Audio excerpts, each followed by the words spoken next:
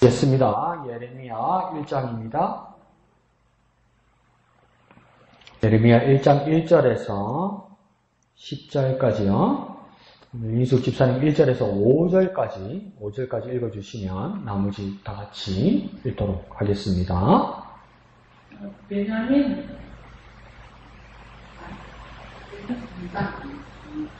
베냐민 땅 아나도스의 제사장들 중 힐기야의 아들 예레미야의 말이라.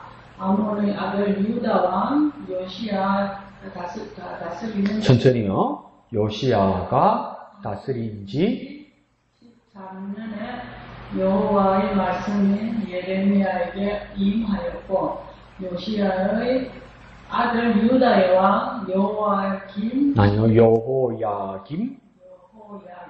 시대부터 요시야의 아들 유다의 왕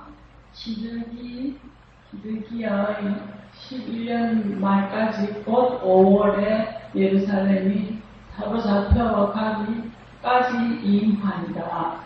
여호와의 말씀이 내게 임하니라. 이르시되 내가 너를 모태에 짓기 전에 너를 알았고, 네가 배에서 나오기 전에 너를 선별하였고, 너를 여러 나라의 선지자로 세웠노라 하시기로. 네, 다 같이요. 내가 이르되 슬프도소이다. 주 여호와여 보소서. 나는 아이라 말할 줄을 알지 못하나이다 하니, 여호와께서 내게 이르시되 너는 아이라 말하지 말고 내가 너를 누구에게 보내든지 너는 가며 내가 네게 무엇을 명령하든지 너는 말할지니라. 너는 그들 때문에 두려워하지 말라. 내가 너와 함께하여 너를 구원하리라. 나 여호와의 말이니라 하시고, 여호와께서 그의 손을 내밀어 내 입에 대시며 여호와께서 내게 이르시되 보라, 내가 내 말을 네 입에 두었노라. 보라, 내가 오늘 너를 여러 나라와 여러 왕국 위에 세워 네가 그것들을 뽑고 파괴하며 파멸하고 넘어뜨리며 건설하고 심게 하였느니라 하시니라. 아멘. 네, 오늘부터 예레미야서를 보게 됩니다. 교인들 중에서도 많은 분들이 그렇게 말하죠. 와, 마음을 먹고 성경을 올해 초부터 일독하기로 확 다짐을 하면 창세기 정말 재밌어요. 아유, 출애굽기도 재밌어요. 레위기 이게 뭐지? 막 잡고 뭐 뿌리고 뭐 병이라고 그러고 막 제사는 어떻게 지내고 막 너무 어려운데 이렇게 가죠. 그래도 막 그걸 넘어가다 보면 또 역사서는 그렇게 재미없지는 않습니다. 재미있습니다. 근데 그 다음 고비가 어딨냐면, 대부분 말씀하시는 거 보면 잘 넘어왔는데 예레미야서 가면 막 어려워하시는 분이 있어요. 예레미야가 한 50장 정도 되죠. 근데 장수로는 이사야서가 66장에서 장수로는 이사야서가 좀 더 많아요. 근데 뭐 장수로 따지면 뭐 시편이 150편이니까 제일 많을 것 같죠. 근데 이 절수를 합해서 권수로 따지면 제일 많은 게 의외로 50장밖에 안 되는 예레미야서입니다. 이사야서보다 더 많아요, 분량이. 근데 예레미야서가 분량이 많아서 어려운 것도 있지만, 분명히 한글로 된 한글 성경을 읽으면 처음에는 조금 괜찮다가 뒤에 가면 이게 무슨 상황이, 이게 무슨 말씀이지, 이게 무슨 정황이지, 이렇게 돼요. 근데 이게 왜 그러냐면 예레미야서가 학자들이 이야기하는데 시간별로 연대계절로 쫙 흐르듯이 표현한 게 아니에요. 그러니까 딱딱딱딱 끊어져요, 사실은. 그래서 시간별로 따지면 이렇게 막 엉겨 있어요. 그리고 시간별로 예레미야서를 보려면 실패해요. 시간별로 쓰는 게 목적이 아니니까. 그러니까 우리 그런 거 있잖아요. 막 만났어요. 집사님 오래간만이다. 어떻게 지냈어요? 이번 여름에 더워서 어떡해요? 그럼 에어컨 켜서 다행이다.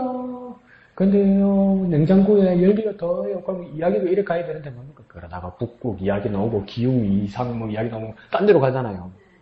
이 예레미야서가 좀 그래요. 그러니까 어떻게 보면 그래서 구약학자들이 뭐라 하냐면 지혜롭게 읽는 방법 중에 하나가 뭐냐면 마음 편하게 먹고 달라 끊어난 것만 이해해도 된다고 생각하라고 해요. 연결하려고 억지로 연결하려고 들지 말라고 그래요. 그게 연결이 안 되는 이야기라고. 근데 그걸 50장까지 참고 읽으려고 그러니, 그럼 50장까지 참고 읽어서 자기는 이제 뿌듯하니까 예레미야서 줄거리를 말하려면 없어요. 이야기가 딱 끊어져 있으니까. 근데 그게 이제 부담과 이제 가책을 느끼는 거죠. 읽었는데 모른다. 내가 왜 이렇지? 이렇게 되는 거죠. 그런 애로사항이 있습니다. 예레미야. 그리고 또 왜 그러냐면 다분히 감정적입니다. 예레미야서가. 그 왜 그러냐면 그 영어로 예레미야를 뭐라고 읽냐면 제레마이어 이렇게 읽거든요. J로 시작해서 제레마이어 이렇게 읽거든요. 근데 내가 까본다고 토론토에서 살면서 영어 이름이 하나씩 있으면 부르기 좋거든요. 그래서 영어 이름을 뭐라고 싶냐고 그래서 그러니까 영어 선생님이 물어보길래 제레마이어 이제 짧게 하면 제레미라고 읽어요. 제레마이어 그랬더니 그런 이름을 쓰냐고 했는데 나중에 알아보니까 뭐냐면 예레미야나 예레미라고 이런 이름을 잘 안 쓴대요. 그게 왜 그러냐면 우울한 인간이래. 부정적인 인간이고 그 뜻의 대명사래요 이게. 그러니까 그래서 우리 학교 다닐 때 구약학 가르치던 엄은식 교수님은 그렇게까지 이야기하셨죠. 예레미야서 전체를 읽으면 신경학 의사들하고 정신과 의사들하고 이야기하면 이 우울증이 있다. 우울증 예레미야가. 그러니까 뭐냐면 상당히 심적으로 힘든 상황이다 예레미야가. 그렇게 이야기해요. 그런 어려움 가운데서 그 말을 한 사람이거든요. 그러니까 죄송합니다. 멘탈이 정신이 조금 그래도 건전하고 괜찮은 우리가 읽으려면 어떤 사람은 깊이 빠진 사람은 슬프다 이런 사람도 있고 이제 냉정한 사람은 와 이러노 이 사람 이제 이렇게 되는 거죠. 그러니까 공감이 어려운 거예요. 그 사람의 예레미야 신적 상태에 몰입하기가 우리 일상에서는 좀 어려운 거예요. 그런 면에서 예레미야서가 목사한테도 그렇게 쉬운 내용은 아닙니다. 어렵습니다. 그러면 이거 이제 어려운 거 이제 잘 이걸 어떻게 넘기죠? 다행이죠. 왜요? 한꺼번에 말이 안 해도 되고 한 바둑씩 하면서 옆에 해설까지 있고 우리가 그 부분을 큐티할 수 있으니까 정말 다행이죠. 숙제를 내어줘가지고 다음 주까지 안 그러면 이달 말까지 예레미야 다 읽어가지고 요약하고 우리 줄기를 발표하고 우리 감상을 쓰자면 얼마나 막막합니까? 이게 얼마나 막막하겠습니까? 근데 이걸 한 바닥씩 이렇게 단락을 나누어서 하루에 할당된 것만 보고 그리고 이게 무슨 말이지 하면 왼쪽에 해설도 돼 있고 그러면 또 나는 큐티는 또 전체를 다 이해할 필요는 없으니까 내게 중간에 온 말씀을 내가 큐티를 하고 그러면 최소한 이 전체 50장에서 여러분의 큐티가 한 줄 두 줄씩만 해도 이게 한 6, 70줄 넘어간단 말이에요.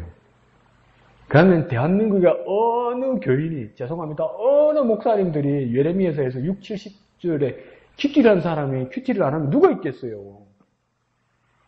그러니까 정말 축복된 시간이죠. 고개를 숙이면서 니나 그렇지 또.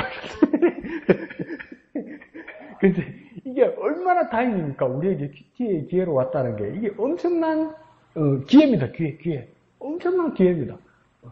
이게 그냥 예레미야서 한 권을 줘서 이거 어떻게 해봐라 하면 저도 막막합니다. 이게 막막한 내용이에요. 근데 한 바닥씩 이렇게 주면서 우리에게 할당되어 있다는 건 정말 감사한 일입니다. 그러면 이제 예레미야의 심정들을 조금씩 이해할 수 있고 이게 어떤 하나님의 말씀인지 우리가 조금씩 파악할 수 있는 겁니다. 그래서 오늘 1장 1절에서 10절은 그렇게 부담 가는 내용이 아닙니다. 부담 가는 내용이 아니고 이제 배경을 이야기하고 출신을 이야기하는 것이죠.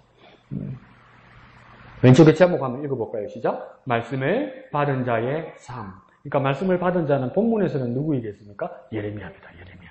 그러니까 예레미야의 직업이 나중에 뭐가 되냐면 선지자가 되거든요. 그러면 선지자는 뭐냐? 그러니까 우리는 거기에 대한 매력을 아직도 많이 느끼고 예수를 믿는 사람이건 안 믿는 사람이건 우리에게 모든 관심은 뭐냐면 앞으로 어떤 일이 있을까? 앞으로 어떤 일을 내가 할 수 있지 않을까? 그래서 내가 대비하면 얼마나 좋을까? 조금이라도 앞의 일에 대한 어떤 열망이 있어요. 열망이. 그러면 선지자란 말은 뭐냐면 먼저 선지 알지자거든요. 그러니까 먼저 안다는 거예요. 여러분 한번 상상해 보십시오. 우리가 앞으로 일어날 일을 5분이나 10분만 더 안다고 그래도 완전 우리는 다른 세상에 살 수 있을 거예요. 왜 그러냐면 토요일 저녁에 이 시간에서 10분만 먼저 알고 있어도요. 토요일 저녁에 그럼 로또분은 내가 문제 아는 거잖아. 그럼 매주 부자 되는 거야.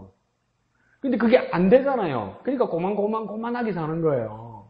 근데도 예수 믿는 사람이건 안 믿는 사람이건 앞에 위에 짧은 얼마라도 그 먼저 알고 싶은 그 열망이 있단 말이에요. 그러니까 그 안에서 어떻게 하니까 영감 있는 말도 있고 사기꾼들도 있는 거죠. 근데 하나님의 말씀은 뭐냐면 미래를 지향하는 거죠. 지금으로부터. 그러면 뭐냐면 선지자는 조금 다른 말씀이기도 하지만 뭡니까?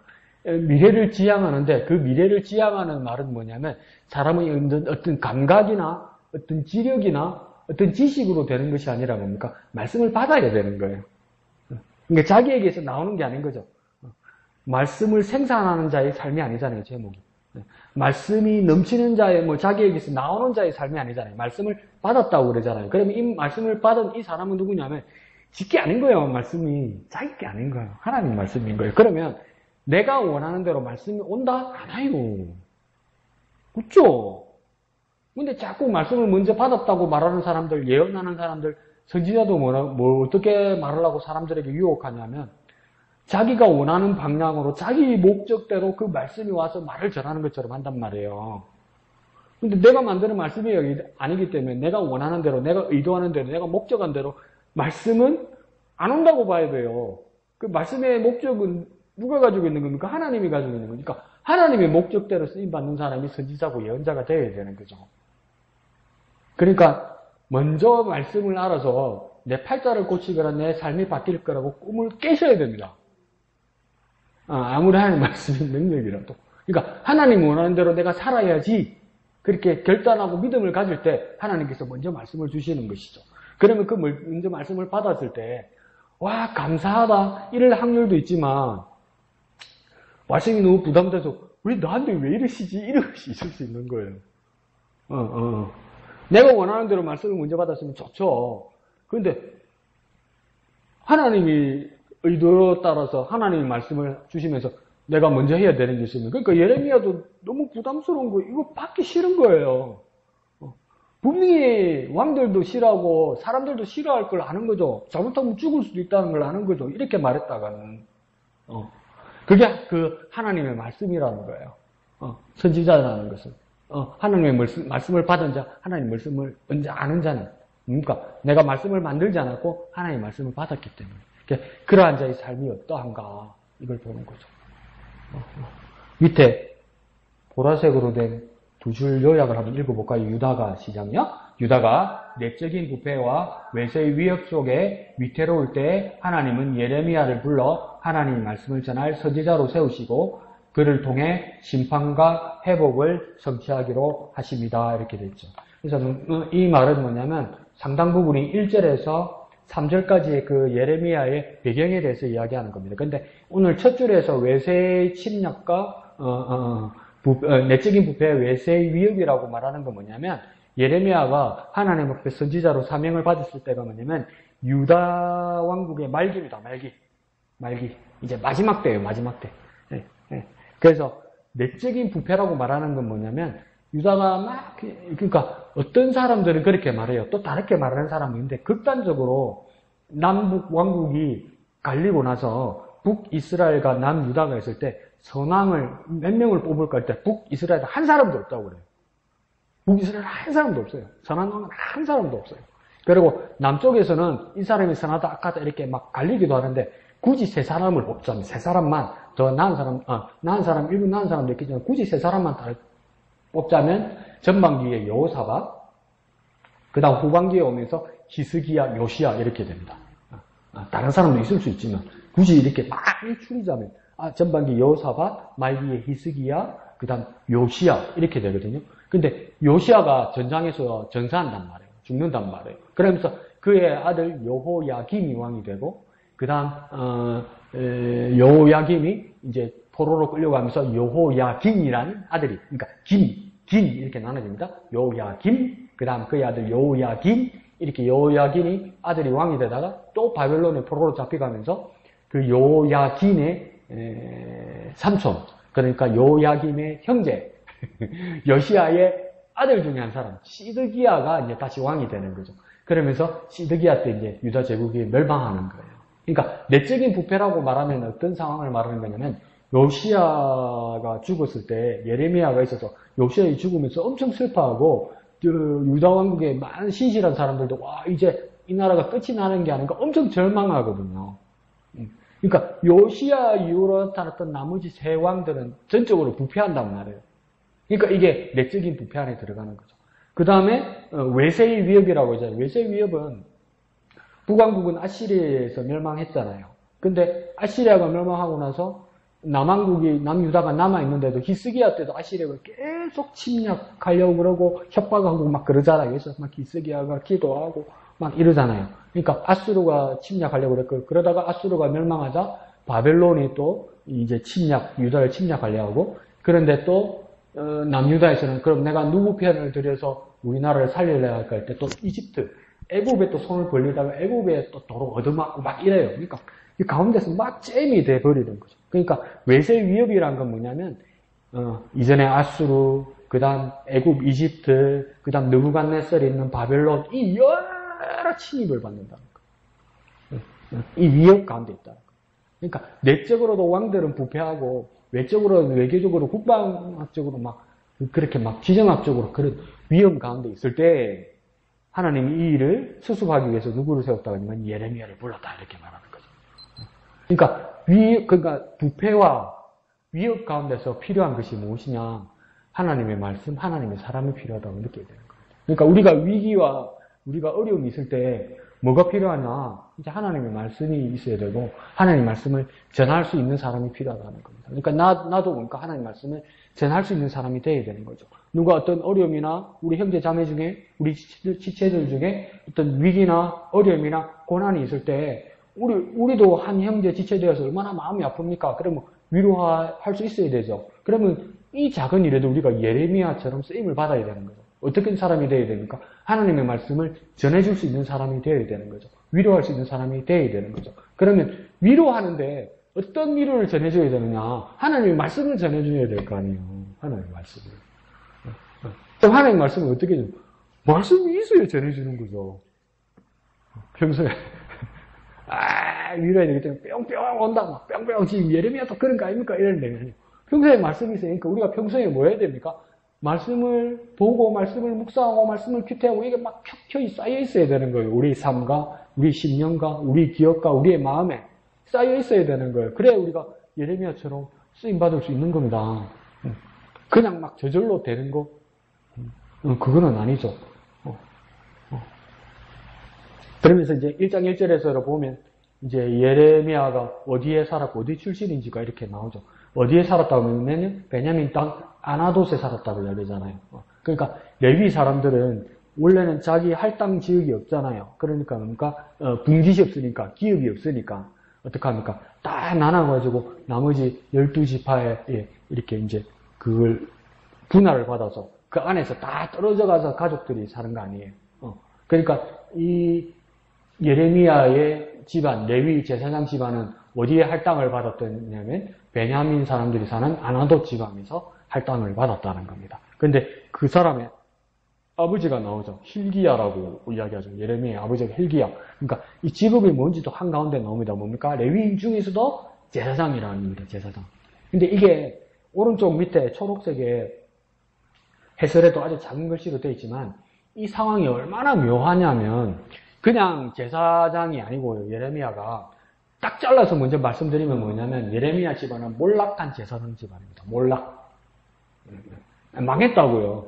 망했다. 왜 몰락한 제사장 집안이냐면 촛불 옛날로 거슬러 올라가는데 그 사무엘상에서 처음 나온 인물은 사무엘이 아니고 뭡니까? 엘리라는 제사장이죠. 제사장. 엘리라는 제사장이니까 아들 둘이 하나님 앞에 잘못 범죄해서 뭡니까? 그쪽에 전쟁에서도 죽고 사무엘을 통해서 말씀하실 때도 뭡니까? 이제 너희 집에서 이제 더 이상 제사장이 나오지 않을 거라고 하나님께서 그 저주의 말씀을 하잖아요. 그러니까 엘리가 제사장 집안인데 엘리 집안에서 이제 제사장이 끊어진단 말이에요. 그렇게 말씀하셨단 말이에요. 근데 그렇게 이어져 가는 것처럼 이어져 가요. 하나님 말씀은 이루어지지 않은 것처럼 이루어져 가요. 근데 하나님은 뭡니까? 조만간에 없어질 거다 이랬단 말이에요. 너희 집안이. 제사장 집안은 이루지 못할 거다. 자손이 없어서 그렇게 저주했는데 이어져 가는 것 같아요. 근데 이 자손들이 어디에서 쓱 이렇게 나타나냐면 나중에 다윗 시대에 다윗이 이제 사울 왕에게 쫓겨다닐 때 2대 왕이 되려고 하니까 사울이 지가 안 된다고 죽일 때 막 쫓겨다닐 때 노단이라는 곳인가? 그곳에 이제 도망을 갑니다. 도망을 가는데 막 자기 사람들하고 도망을 가다 보니까 아무것도 없이 뭐 무기 하나 없고 먹은 것 하나 없이 막 그러니까 이제 그 제사장을 찾아가죠. 그 지역에 있는 제사장이 찾아가서 뭐라고 하냐면 먹을 것 좀 주십시오 이렇게 얘기해요. 그러니까 그 제사장이 뭐랬냐면 특별히 먹을 것이 없습니다. 하나님께 올려드렸던 진설병이 있습니다. 이건 원래 제사장만 먹는 거지만 특별히 여인네들과 함께 하지 않은 사람이면 먹을 수 있을 것 같습니다. 이렇게 이야기한 거죠. 그러니까 다윗이 뭐랍니까? 이만한 게 어디 있습니까? 왜? 도망 다닌다고 집에 못 들어간 지 오래됐습니다. 우리 전부 다. 그래서 뭐 부인과 합방한 적이 뭐 정말 오래됐습니다. 그러니까 이게 다 나눠줬단 말이에요. 먹고 나서 이제 정신이 똑 들고 오니까 다윗이 뭐라냐면 혹시 뭐 무기가 뭐 하나 남은 거 없습니까? 이렇게 되니까 무기 어디 있습니까? 이 제사장이 무기가 어디 있습니까? 군인이 아닌데. 근데 뭐라냐면 그 전에 이러면서 당신이 옛날에 그 가드에 있는 장군 골리앗하고 싸웠다가 그 골리앗 칼을 이렇게 해돌려서 그 목을 베고 그 칼을 우리 집에다가 보관해 뒀다고 이야기하는 거죠. 그러니까 다윗이 그러니까 이만한 게 어디 있습니까? 이러잖아요. 근데 상상이 좀 이상한 게 다윗이 어린 소년이라고 그랬고 골리앗이 엄청 기골이 장대한 엄청난 근이라는데 뭐 수정하기는 2m 70, 2m 80, 막 2m 90 이런 사람이 칼이면 얼마나 크겠어요. 다윗이 어디다 쓸까? 이렇게 생각했거든요. 그러니까 뭐 다윗이 키도 작고 뭐 애고 이러니까 물맷돌 요거 가지고 이렇게 맞춰보였는데 그렇게 작은 사람인데 이렇게 생각했거든요. 근데 미국의 맥스 루케이드라는 목사님이 그 어떤 옛날 이스라엘 자료를 고증을 해가지고 물맷돌 사이즈를 한번 만든 게 있더라고요. 다윗이 썼던 물맷돌 그 돌이 있잖아요. 제 주먹 2개만 돼요. 그러니까 그 돌리는 그 줄 있죠. 줄만 가지고 돌리는 게 아니고 이렇게 막 싸는 가죽이 있고 그다음 줄이 있고 이런 거예요. 그러니까 웬만한 사람 못 돌려요. 웬만한 힘 없는 사람. 저는 돌리면 돌에 딸려갈 거예요. 그러니까 소년이라 말할 때 그게 어리고 좀 뭐 청년에 대한 이런 말이지 어리다라는 뜻이 아닌가 봐요. 그러니까 다윗도 어느 정도 이렇게 막 체격이 있는 사람이었던 것 같아요. 그러니까 그 칼을 받아서 쓸만한 사람이죠. 골리앗 칼. 근데 그 다음에 문제가 뭐가 되냐면 그때 옆에서 봤던 사람이 아히도벨인가? 뭐 그럴 거예요. 그 사람이 사실은 알고 보니까 에돔 사람이야. 근데 그걸 뭡니까? 다윗한테 먹을 거 주고 칼 줬다는 것을 사울 왕한테 일러 바치잖아요. 그러니까 사울 왕이 와서 뭡니까? 이 사람 높당에 있던 제사장 집안 사람들 싹 다 죽여버리잖아요. 다 죽여버리는데 그 아들 한 사람만 도망 나온다고 해서. 그래서 다윗한테 도망 들어온다고 해요. 그때 죽었던 제사장 이름이 누구냐면 아히멜렉이고 그 아히멜렉의 아들 살았던 유일한 한 사람이 누구냐면 아비아달이에요. 그러니까 다윗 때에 제사장 됐던 사람은 아비아달이죠. 근데 이 사람이 엘리 집안 사람이에요. 근데 하나님 말씀 안 맞네. 그냥 뭐 그래도 출세하네 이렇게 될 것 같잖아요. 그런데 이상하게 이게 뭐가 문제가 됐냐면 다윗 시대에 대제사장이라는 이름은 안 쓰는데 제사장이라면서 제사장이 2사람이 나와요. 그러니까 한 사람이 이 사람 아비아달이고 한 사람이 누구냐면 사독입니다. 사독 기억나죠? 사독. 사독과 아비아달 이 2사람이 제사장이 돼요. 이상하다. 대제사장이면 한 사람인데 왜 사독도 있고 아비아달도 있을까? 근데 나중에 이 사독과 아비아달이 갈라집니다. 언제 갈라지냐면 다윗이 죽을 때 그 다음 서열이 되었던 암논 다음에 서열이 되었던 왕자가 아도니아였죠. 이 자기가 왕이 되려고 그러잖아요. 근데 이제 하나님 앞에 약속받았다고 이제 받으려고 막 말하는 아들은 누굽니까? 자기 아들 솔로몬이잖아요. 그러면서 아도니아 편, 솔로몬 편 이렇게 갈려요. 근데 이 아도니아 편을 들었던 사람 중에 요압 장군이 있고 그 다음에 아비아달, 제사장 아비아달의 편을 들어버려요. 그런데 그 다음 솔로몬 쪽의 편을 들은 사람은 선지자 나단과 그 다음 누구냐면 이 사독의 편을 들어버리죠. 근데 결국은 누가 이깁니까? 솔로몬이 이기죠. 그래서 다 죽여요. 아도니아 편 들었던 사람들. 요압도 죽었죠. 근데 이 아비아다를 불러서 솔로몬이 죽이잖아요. 그래서 뭐냐면 네 고향으로 돌아가라. 그러고 니는 다시는 제사장 집 하지 말고 숨만 쉬고 조용히 살아라면서 귀향을 보내버리는 거죠. 그 귀향 간 지역이 뭐냐면 이 아나도시입니다. 그러니까 말이 제사장이지 아무것도 모르고 숨만 쉬고 있는 거야. 설쳤다면 큰일 나는 거죠. 그러니까 몰락한 집안이죠. 끝난 거죠. 그 후손이 누구냐면 예레미야입니다. 그러니까 하나님 말씀이 이루어졌죠. 엘리에게 말했던 게. 귀양 가버렸으니까. 그러니까 예레미야가 그 집안에서 태어났으니까 태어나보니까 몰락한 제사장 집안이네. 말은 제사장인데 아무것도 못하네. 전에서 와 나는 끝났다. 그러니 제사장은 무슨 제사장 이러는 데니까 그곳에서 하나님께서 이 예레미야를 부르시는 거죠. 그러니까 예레미야는 어이가 없죠. 아이 못하겠다는 말을 막 여러 변명들이 나오는 거예요. 그러니까 제사장이었는데 하나님이 이 제사장이었던 예레미야를 뭘로 부르는 겁니까? 이제 선지자로 부르는 거예요. 내가 너에게 입에 말을 넣어줬다고 말하는 거예요. 제사장이 아니라 선지자로 불러줘. 그러니까 우리가 요즘 젊은 애들, MZ 애들 그런 이야기 하잖아요. 이생망 이러잖아요. 이생망. 이번 생은 끝났다. 망했다. 이제 안 된다. 아무것도 안 된다. 끝났다. 그러니까 예레미야도 그렇게 생각했을 거예요. 레위 집안, 제사장 집안. 그러니까 내가 몇백 년 전에만 태어났으면 다윗 왕의 제사장이 되고 나는 줄 잘 써가지고 솔로몬 밑에 줄 서가지고 잘 먹고 잘 살 건데 우리 할배가 줄을 잘못 써가지고 내가 이 총구석에서 내가 이래 쓰고 가는구나. 이번 생은 끝났구나. 나는 아무것도 못하는구나. 이렇게 생각했는데 하나는 뭐냐면 너희는 네가 제사장 일을 못할지라도 내가 너에게 네 입에 말을 넣어줘서 이제 너는 선지자가 되게 해야겠다고 말하는 거야. 하나님의 메신저가 되게 해주겠다고 이야기하는 거예요. 우리의 삶에도 이제 나이가 들기 시작하면 그럴 겁니다. 이제 할 것도 없고 안 되는가 보다. 내가 이제 뭐하고 있냐. 이 건강에, 이 나이에, 이 지역에서, 이 내 환경에서 내가 뭐 하겠냐. 이런 절망적인 생각이 들 때도 있단 말이에요. 저라고 한 번씩 밤에 자다가 잠 안 오면 그런 이상한 생각 들지 않겠어요? 이제 내가 더 이상 뭘 할 수 있겠나 이런 생각이 들지 않겠어요? 그때 하나님께서 오셔서 내 입에 말을 넣어주신단 말이에요. 입은 내 입인데 그게 하나님의 말을 넣어주신단 말이에요. 상황이 바뀌어버리는 거죠. 그러니까 우리의 삶에서 이 생망은 없습니다. 이 생망. 망했다고 생각하고 마침표 찍으려 할 때 하나님 오셔서 내 입에 손을 대시면서 하나님의 말씀을 넣어주신단 말이에요. 그래서 몰락한 제사장 집안입니다. 이러니까 누구니 보고 제사장이라나? 선지자야. 너는 선지자야. 나의 메신저야. 나의 말씀을 전하는 자야. 너는 더 이상 아이가 아니야. 내가 너에게 말을 넣어줬어. 이러는 거. 그러면서 막 주주주주 하니까 그러니까 이런 일 걸리면 어떡하나. 하나님 손이 나타나고 입에 손을 턱 대야지.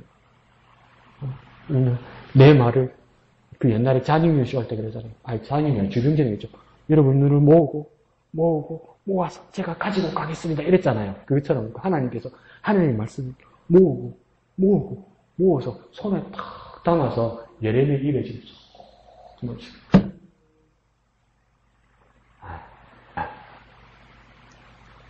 얼마나 감격했겠어요. 그런데 예레미야 마음도 이해해요. 때는 잘못했거든요. 요시야 죽고 그다음 나라 망하는 거 다 봐야 되고, 그다음 포로로 끌려도 가야 되고, 그래가지고 바른 말 했는데 뭐랍니까? 저놈 죽이라 해서 구덩이 2번이나 빠졌어요. 구덩이에 빠졌다는 건 뭐냐면 죽인다는 뜻이거든요. 무도 만들어버린다는 뜻이거든요. 그러면 우리 같으면 옛날에 엘리야처럼 그러지 않겠습니까? 여기가 조선이 그냥 나 죽을랍니다 이럴 거 같잖아요. 하나님 죽으면 안 된다고 또 끄집어 내네? 조용히 죽지도 못하게 하네? 끄집어 내네?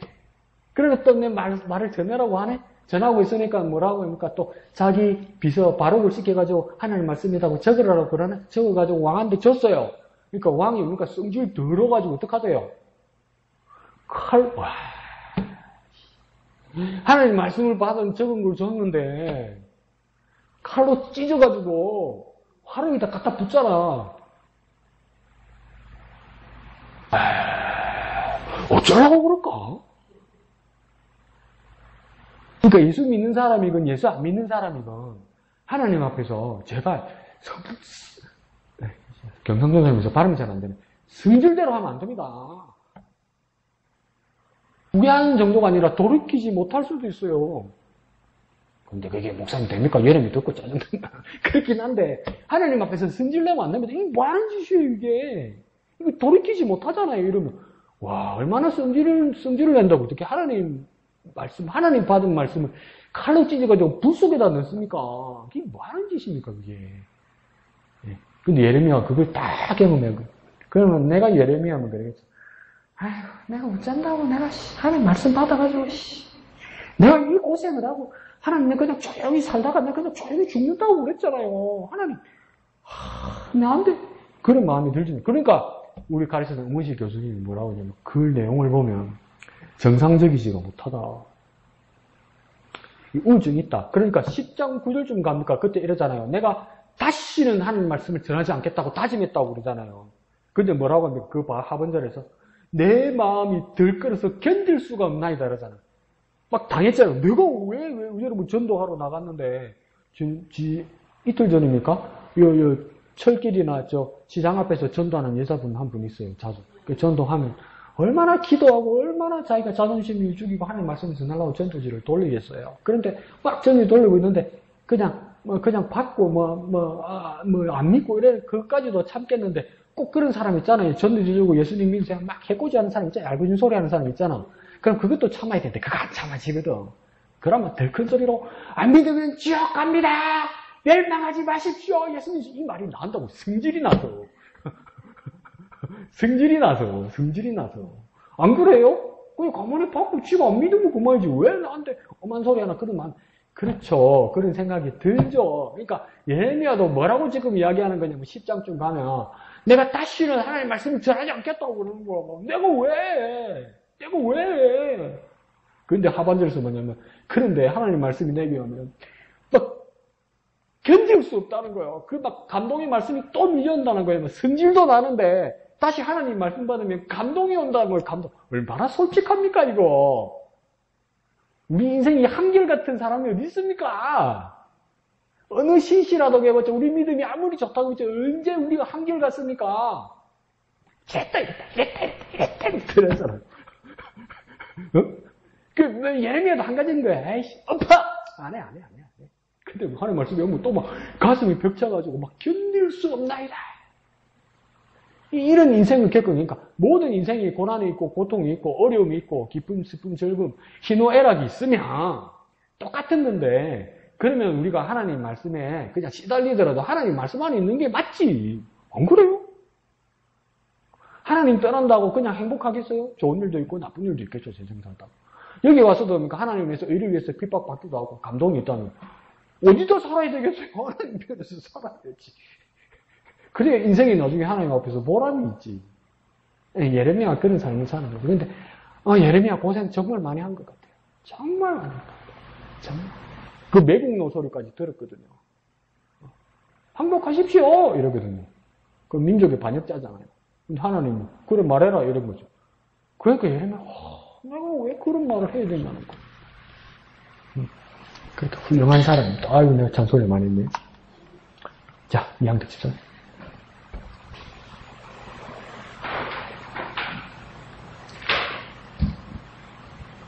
네, 오늘부터 또 예레미야를 또 시작돼서 색다르고. 네. 그래서 저는 이제 두 번째 단락에서 네. 그렇게 말씀을 받는 자의 삶에서 그래요. 저는 지금 여기서 여호와의 말씀이 내게 임하니라 이르시되 내가 너를 모태에 짓기 전에 너를 알았고 네가 배에서 나오기 전에 내 성별하였고 너를 여러 나라의 선지자로 세웠노라. 네, 이러면서 제가 이 대목을 보면서 갑작스럽게 토기장이 복음서인데 이걸 생각을 하면서 옛날에 제가 우리 세준이나 도준이 이렇게 했을 때 그 가사들이 그 하나의 눈, 코, 입 만들면서 참여했던 복음이 생각이 나고요. 그러면서 손을 만들고 이 모든 것을 다 만들고 나서 누구에게 보낼까 이걸 다 이렇게 보면서 주님의 그 세밀하신 이거를 보면서 그래요. 그래 우리도 내 자녀나 내 손자를 위해서 기도하면서 모든 것을 이렇게 기도해 나가는데 하나님께서도 이렇게 말씀을 우리에게 주시고 이 무엇인가의 약속에 정말 우리에게 또 바라는 것들이 또 있지 않을까 이런 생각도 하면서요. 그래요. 그래서 여호와의 말씀이 내게 임하니라 이거와 그리고 7절에 여호와께서 내게 이르시되 이곳에서 제가 오늘은 그래 우리가 말씀을 받을 때 정말 좀 더 세밀하게 하나님께서 우리를 만드실 때 태초 전에 우리를 선택한 것처럼 그래요. 에르미야 여기하고는 뭐 조금 틀리겠지만 저는 오늘 이곳에서 그냥 그래 우리가 더 하나님께 기뻐하는 삶을 살 수 있는 우리의 삶이 되었으면 하는 것에 또 이 말씀을 두었습니다. 예, 감사합니다. 집사님 그 노래 말하는 거죠. 시와 그림이 네. 내가 너를 지었단다 나는 너의 토기장이 그 말하는 거죠. 그렇죠. 진짜 그 가사 잘 썼죠. 그 하나님의 심정이 이입돼서 하나님의 마음으로 이렇게 우리 그때 오후 예배 시간 전에 목사님께서 한 번도 이렇게 다 같이 불렀던 기억도 나네요. 그렇죠. 그러니까 하나님의 계획 안에 있었다는 거죠. 그러니까 엄마 아빠가 나를 만들기 전에 아니 엄마 아빠가 태어나기 전에도 하나님의 마음과 하나님의 계획이 하나님의 생각이 내가 있었다는 거예요. 내가 있었다는 거예요. 그래서 전에란 말을 두 번 쓰는 거예요. 너를 못해 짓기 전에 그다음 뭡니까? 네가 엄마의 배에서 나오기 전에. 그러니까 그 전에 뭐가 있었냐면 하나님의 계획이 있었다는 거. 나에 대해서 하나님의 계획이 있었다는 거. 하나님. 예. 그러니까 내가 세상에 나와서 세상에 사는 이유에는 하나님의 계획이 있는 거예요. 하나님의 계획이. 근데 하나님의 계획을 그냥 하나님의 마음과 하나님의 머리에만 있는 게 아니고 하나님의 말씀이 내게 임하니라 하면서 그 하나님의 그 계획을 말씀으로 예레미야에게 직접 말했단 말이에요. 그러니까 우리도 우리의 삶도 뭡니까? 하나님께서 말씀하셨단 말이에요. 그러니까 우리 삶의 존재 이유는 하나님의 계획 안에 있는데 그 계획은 뭐냐면 두 번이나 말합니다. 전에. 그러니까 우리가 생각하기도 전에, 우리가 상상하기도 전에, 우리가 나타나기도 전에 그 전에 하나님의 계획과 하나님의 마음에 있었는데 그렇다고 하나님 말씀하시는 거예요. 넌 모르지 이렇게 말하지 않아요. 이렇게. 그래서 여기서 말씀이라는 것이 소리도 되고 행위도 되고 실제도 되고 그런 거거든요.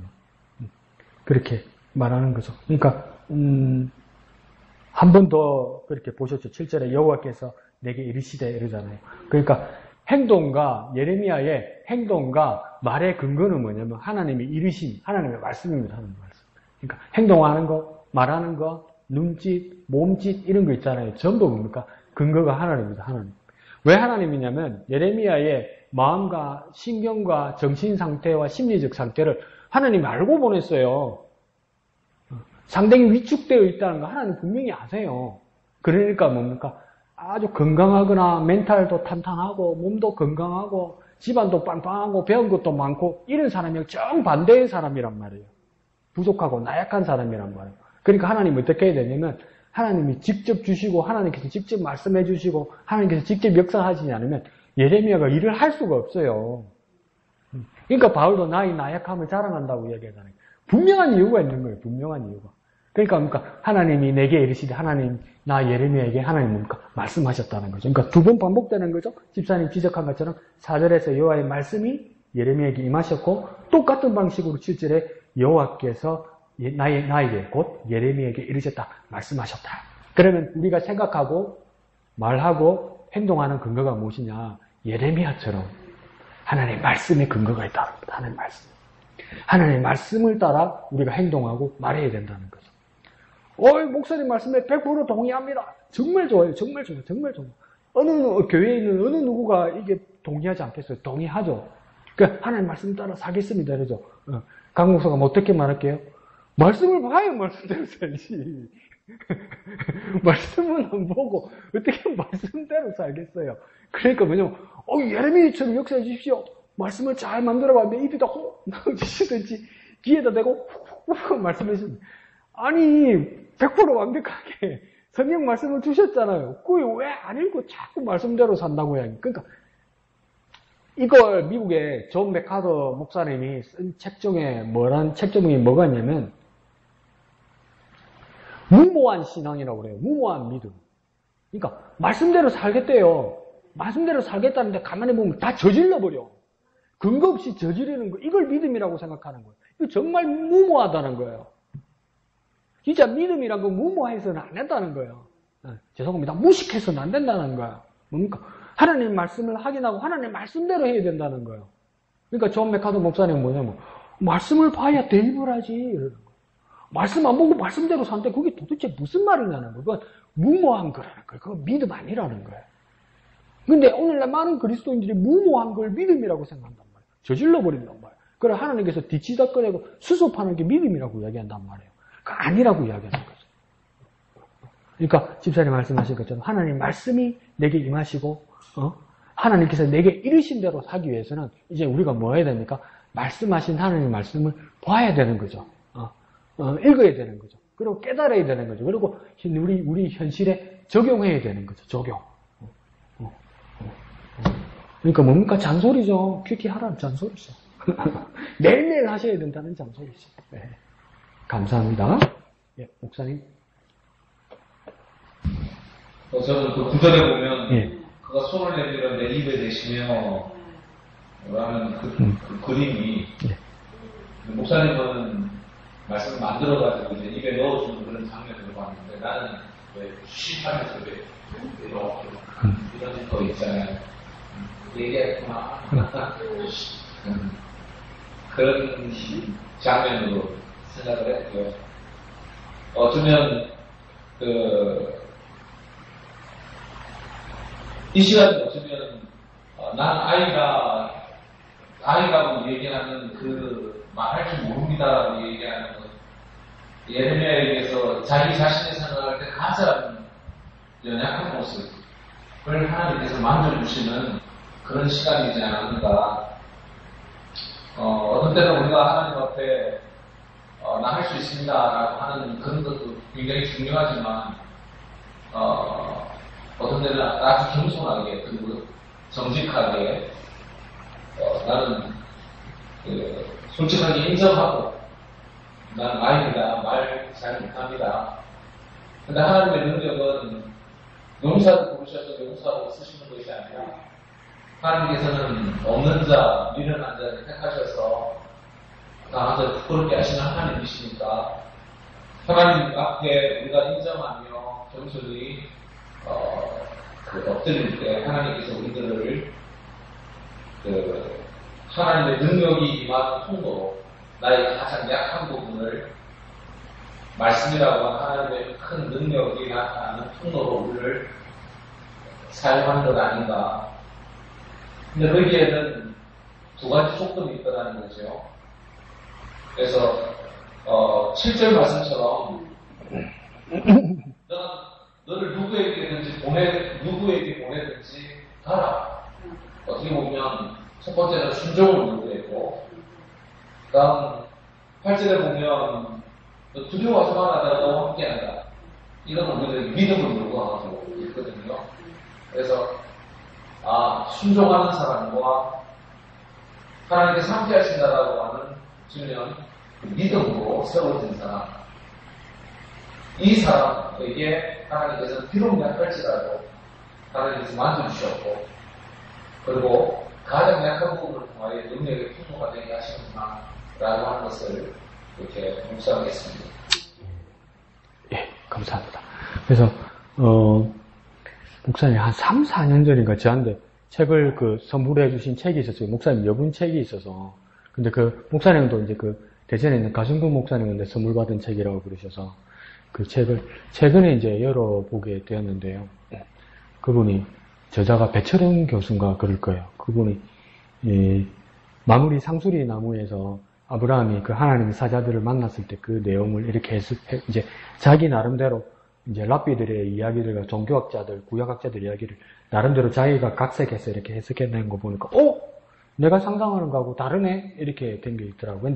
근데 그분은 그 저자는 뭐라고 이야기냐면, 얼마든지 여러 가지로 우리가 해석하고 생각할 수 있다. 그러니까 제 생각에는 하나님이 예레미야에게 입에 손을 대시면서 내가 입을 만들어서 내게 넣어줘서 손을 대는 것일 수도 있고, 근데 목사님은 이러면서 이렇게 하시는 것도 듣다 할지. 근데 그게 다 가능성이 있다는 거예요. 얼마든지 큐티하고 말할 수 있다는 거예요. 왜 그 이야기를 하냐면, 그 마무리 상수리의 나무에서 막 이야기하다가 그 하나님의 사자가 아브라함이 그때 99세고 사라가 89세 때잖아요.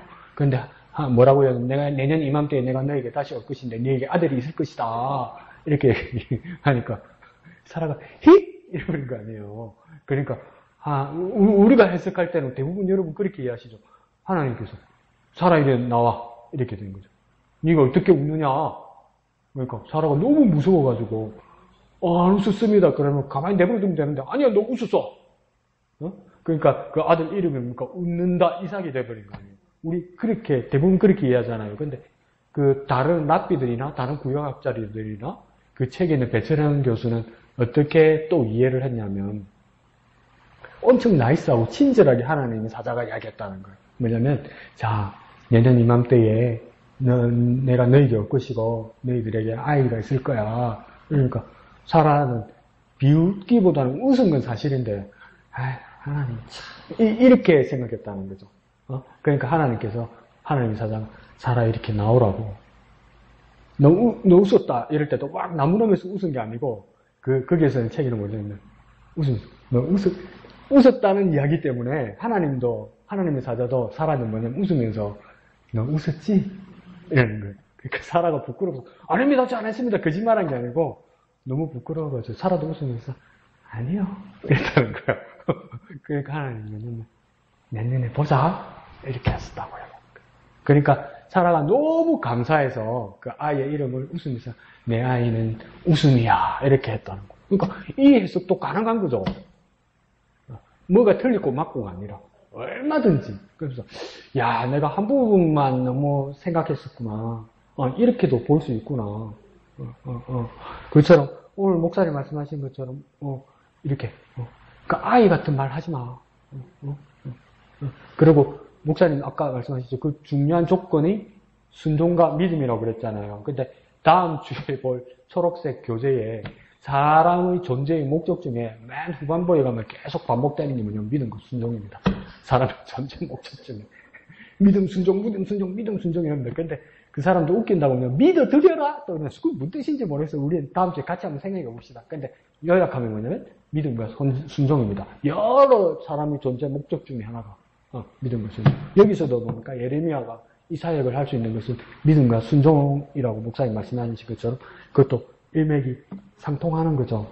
그래서 야 정말 하나님께서 쓸데없는 말, 믿음 없는 말, 나약해지는 모습에 대해서는 계속 그 입을 이렇게 막아주시고 필요한 말을 넣어주시고 또 우리에게 기대하시는 말은 믿음이고 또 순종이구나. 그러니까 하나님 다 만들어주시고 하나님 다 다독여주시고 하나님 언제나 함께 하시고 언제나 여기 계시구나. 그러니 우리가 그 하나님의 계심을 인정하는 것이 우리가 진짜 믿음이고 순종이구나. 그렇게 생각할 수 있는데 우리 믿음과 순종이 엄청난 일을 하고 엄청난 용기를 내는 것처럼 우리가 그렇게 생각하죠. 제가 그렇다는 거예요. 내가 하나님 앞에서 믿음을 보여드리고 순종하는 것이 내가 엄청난 일을 하는 것처럼 제가 그렇게 생각할 때가 있어요. 착각할 때가 있어요. 왜 그럴까? 그런 생각이 들었어요. 더 쉽게 하면 예를 들어볼게요. 온천에 다니면 만나리게 복음을 좀 봐라. 전도해야지. 전도하려면 전도지를 들어야지. 전도지를 들고 나눠주러 나가야지. 그냥 당연한 게 아니고 이게 순종이 그냥 순종이 아니고 그냥 믿음이 안 되고 한숨도 몇 번 쉬고 나가다 못하고 안에서 기도를 한참 하고 용기를 주십시오. 믿음을 주십시오. 이러고 민기적거리고 있는 거예요. 두려운 거야. 그게 무엇이 부끄러운 거야 이게. 뭐가 그런 체면이 있는지 내한테. 우리 집안이 뭐라고. 내가 뭐 남아있는 자존심, 뭐 체면에 벼슬이 뭐가 있다고. 근데 그렇게 되는 거예요. 그러다가 한편으로 생각했어요. 그래, 이렇게까지 내가 용기와 믿음이, 순종이라는 게 크게 보이는 이유가 뭘까? 목사가 세상에 너무 빠져 있는 거예요. 이 목사가. 세상의 가치에 더 빠져 있는 거예요. 하나님 나라에 대한 가치관보다 세상에 대한 가치관에 너무 빠져 있어서 어떻게 이게 쪽팔려야 되냐고요. 복음을 전하는 게. 복음을 전하는 게 쪽팔림을 무릅쓰고 용기를 내야 되는 사안이 됐냔 말이에요. 그러니까 바울은 나하고 너무 많이 비교돼서 괴로워요. 그때는 바울 뭐라고 합니까? 액면가 그대로 내가 복음을 부끄러워하지 아니하노니 이러잖아요. 모든 믿는 자에게 생명을 주시는 능력이 됨이라 이러잖아. 왜 이렇게 차이가 나지? 내가 세상의 가치관에 너무 빠져 있구나. 그러면서 목사님 오늘 지적하신 것, 그리고 우리가 다음 주에 배워야 될 것, 그러니까 믿음과 순종이 필요하구나. 근데 이 믿음과 순종이 용기를 넘어서 정말 자연스러워졌으면 좋겠다. 우리의 삶에서. 그렇게 해서 예레미야처럼 쓰임받는 저와 여러분 되었으면 좋겠습니다. 절대 이 생망 아닙니다. 아직 마무리할 단계가 아닙니다. 끝났다고 할 때 하나님께서 야, 너 전업해 이 말입니다. 어느 제사장에서 이제 선지자로 전업해. 몇 절이죠? 5절입니까? 6절에 보면 내가 너를 성별하였고 너를 여러 나라의 선지자로 세웠노라 이렇게 돼 있잖아요. 이 여러 나라가 이전 개역 한글 성경에서는 우리가 많이 쓰는 그 말입니다. 열방입니다. 열방. 열방이란 말을 개역 개정으로 바꿔 쓰면 여러 나라가 되는 겁니다. 그러니까 제사장이면 이전에 우리 집안 제사장이면 그걸 그대로 유지했으면 먹고 살만 했을 거예요. 그렇잖아요. 우리 아빠가 제사장이고 우리 아빠가 예루살렘에 있고 그러면 그 백성들이 내는 11조 받아가지고 생활하고 뭐 바쳐주는 거 있으면 그거 먹고 얼마나 살 수 있어요. 그러니까 진짜 우리 공동체 안에 우리 이스라엘 안에 우리 유다 안에 그냥 그 12지파 안에서 선생 지도자로 있으면 충분히 먹고 살아요. 근데 하나님께서는 이제 뭐라고 이야기하냐면 여러 나라란 말이에요. 이스라엘의 선지자가 아니라 여러 나라의 열방의 선지자가 되게 하신다는 거예요. 그러니까 우리가 여기가 좋사오니 이대로 내가 이것만 지켜도 좋겠다. 왜 이것도 안 지켜지지 절망하고 있을 때 하나님 뭐냐면 내려놓고 열으라고 이야기하는 거예요. 나는 네 여기서 호구지책하고 먹고 살고 그냥 고만고만 인생을 살게 하기 위해서 나는 너를 그 전에 계획한 적이 없다고 말하는 거예요. 하나님.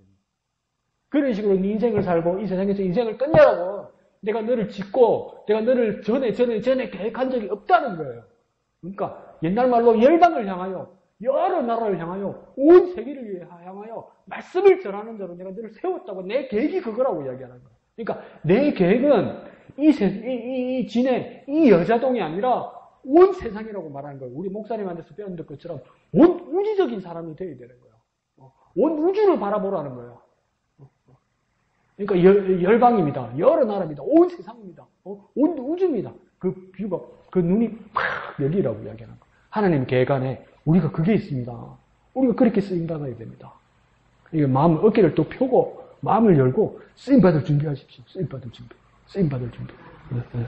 여기 딱 하는데 그때 신발 신고 내 선이 어딥니까? 이러면 안 되잖아. 딱 출발선에서 딱 버티고 딱 손 뻗어서 다리 딱 치켜 올리고 딱 뛰어나갈 준비하시라고.